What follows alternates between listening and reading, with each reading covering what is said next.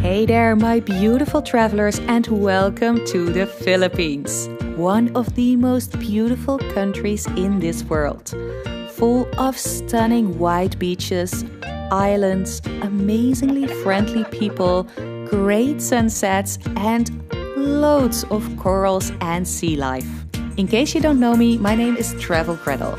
I'm a travel YouTuber and I've visited the Philippines 5 times since 2015. At first, being part of a couple and also as a female solo traveler.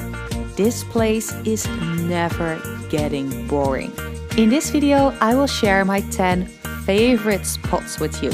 I will put information about all of these places, recommendations for hotels and tour companies in the description box down below. If you're new to my channel, be sure to check out some other videos as well. And you're always very welcome to subscribe.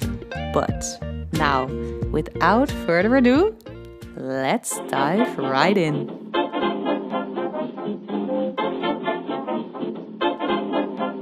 The starter of this list is Bohol. Of course, a very famous touristy hotspot, but most people stay on the west side of the island. I suggest, if you want to dodge the crowds, to go more east and stay in the Anda or Guindoman region. From here you can visit the Kandihai rice fields, this stunning waterfall which is actually the tallest on the island, and you can see the cave paintings. I also loved this hidden gem. Just about 20 minutes walk from my hotel in Guindoman. A beautiful valley view with no one else there and just a stunning sunset. It reminded me of one of those places I love most in this country, but we will get to that later.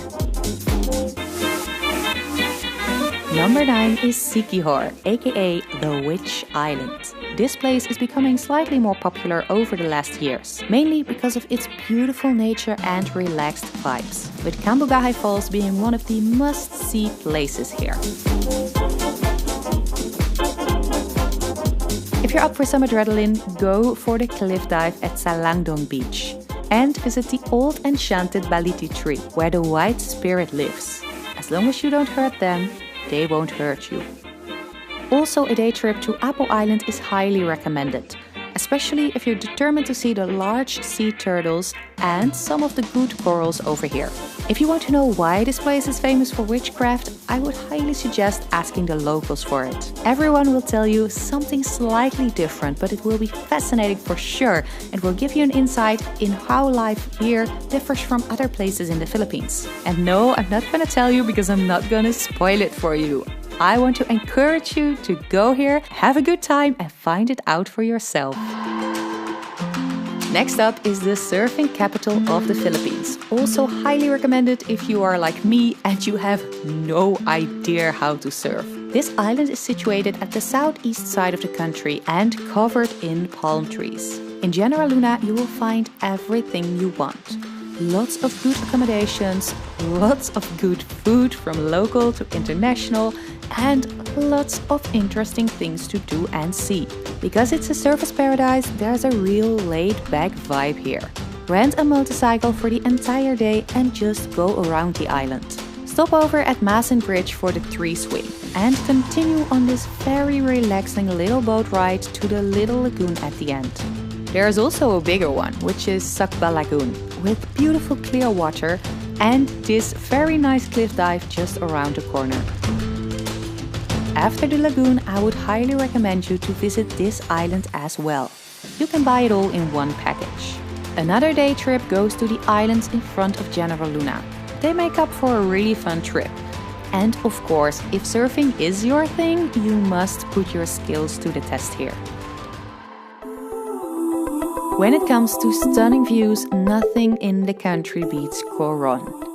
There are lagoons and lakes surrounded by limestone, which makes up for the most iconic views.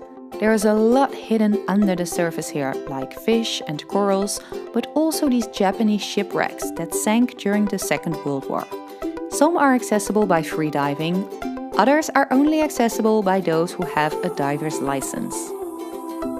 If you are a diver, go to Barracuda Lake as well, where you can have this weird thermocline experience. A layer of sweet and a layer of salt water stay on top of one another. Where they meet, the water heats up to 37 degrees Celsius.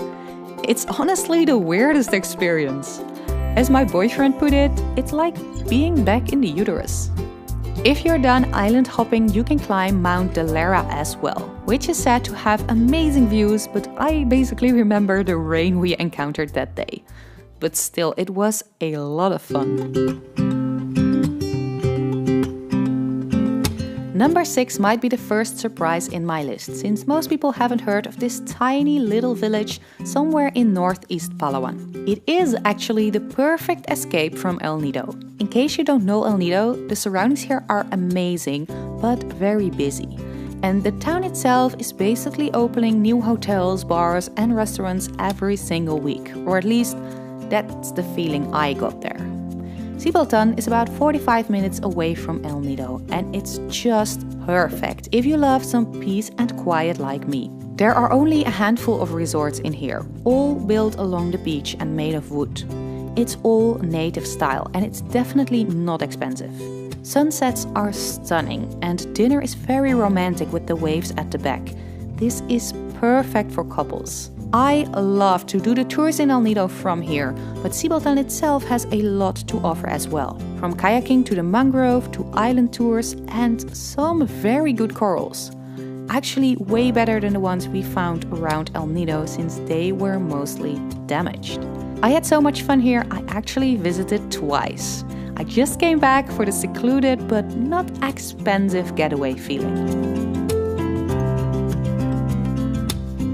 Talking about stunning surroundings means talking about Isla de Gigantes. Super wide beaches, sandbars, and check out this lagoon.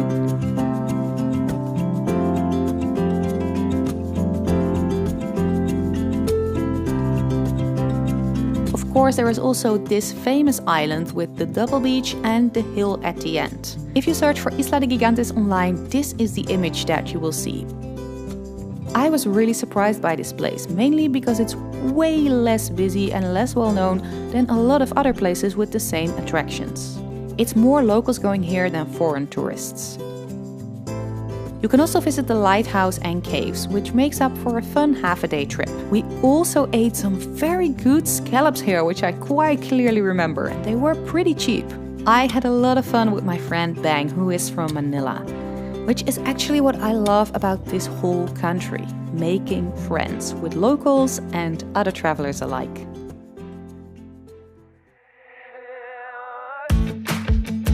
The honorable 4th place goes to something that's kind of a mix between a tour and an island.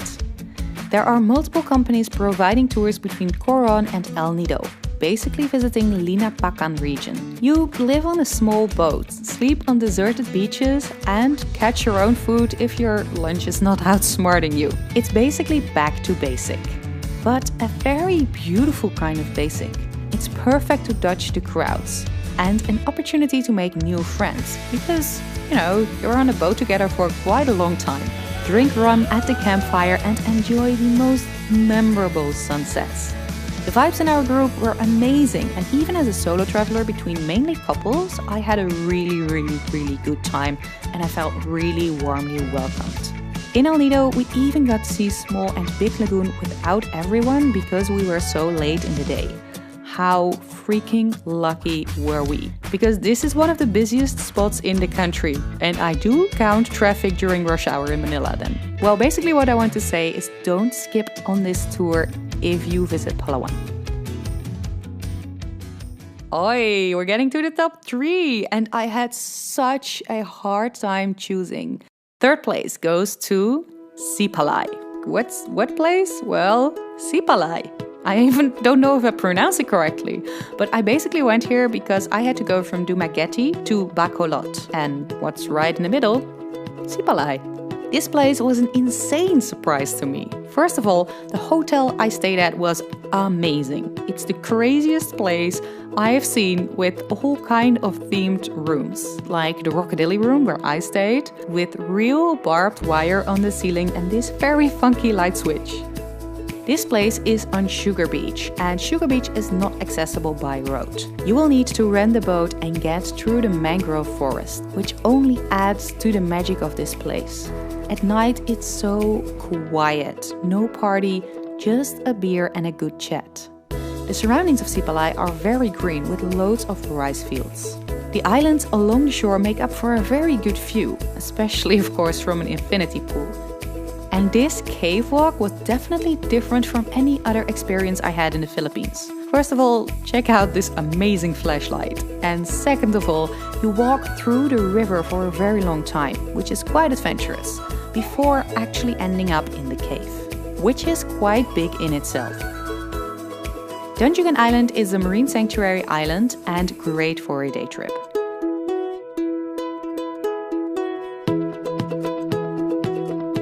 For the second place, we have to go all the way up north to a province that was under the radar for a very long time. This is Batanes. It's so different from the rest of the Philippines in very many ways, which makes it absolutely fascinating. I mean, the landscapes are different, way more rocky and rough, no white beaches to swim, and it's really windy here. But you get some really Game of Thrones, Lord of the Rings kind of vibes in here. Because it's in the middle of the ocean, it gets a lot of typhoons during typhoon season. But the houses are built with such strong walls, they just survive the storms. The oldest house originates from the 18th century. Can you believe it?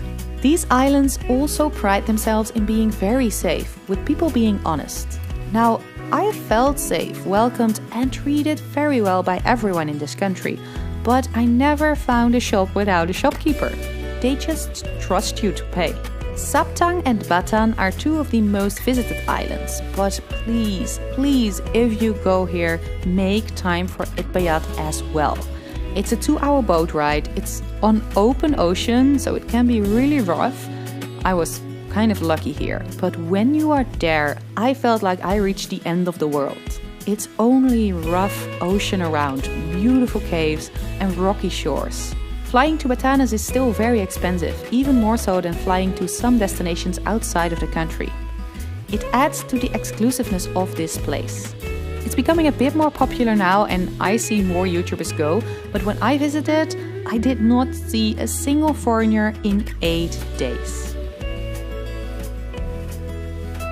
Batanes is a must if you want to see a very interesting, different side of the Philippines. I'm not sure if I would recommend it for first-time travelers because it's a bit of a hassle to get here, but if you are going for a second or a third time, definitely go.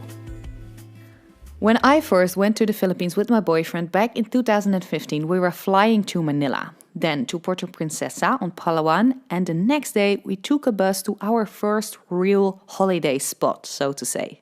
It felt like we had traveled for ages, but the moment we set foot on this beach, I knew we had arrived in paradise. This is how I imagined the Philippines would be. And this place got so much of a warm spot in my heart, it never ever gave up on that #1 position. Of course, I am talking about Port Barton. I loved the people here who welcomed me so warmly in this little community, locals and tourists, and the overall laid-back vibes. The corals so close to the surface you can hardly swim over them. The food, the islands, the big turtles, the small turtles, the waterfalls, everything just seemed so perfect to me. And I also know that this place is changing. Port Barton is becoming more and more popular because it is on Palawan, which is a very popular spot. And word is out that this is just a very laid-back, cool kind of place. I saw a difference when I went there for the first time and when I went there for the second time. But both of those times I really still felt that if, I could wake up anywhere in this world tomorrow, it would be Port Barton. If your favorite place is not in here, don't be angry with me. There are way more amazing spots, but I simply could not include each and every single one in my video. But let me know in the comments down below if I really missed out on a place and also why this place is so amazing. Thank you so much for watching. If you plan a trip to the Philippines, have lots of fun. And if you are from the Philippines, big love and thumbs up for you. Don't forget to give this video a thumbs up if you liked it, leave your comments down below, and don't forget to subscribe to my channel if you're up for more. Whew, that was a lot of talking. See you next time.